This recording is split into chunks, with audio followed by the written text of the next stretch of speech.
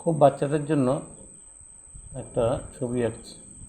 ছবি আঁকা এমন একটা জিনিস, যদি মনের ভাব না প্রকাশ করা যায় তাহলে কিন্তু সেটা ছবি বলে মনে হয় না। এটা একটা আমি এরকম শেপ দিলাম।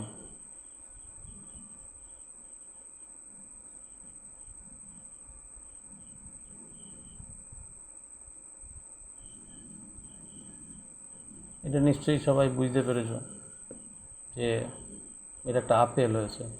তো এই আপেলটা আমি খেতেও পারি, ছুঁড়ে মারতেও পারি, ঝুলিয়ে রাখতে পারি।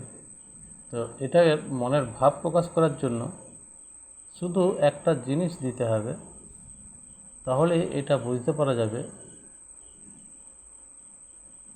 যে এটা কি করা হবে।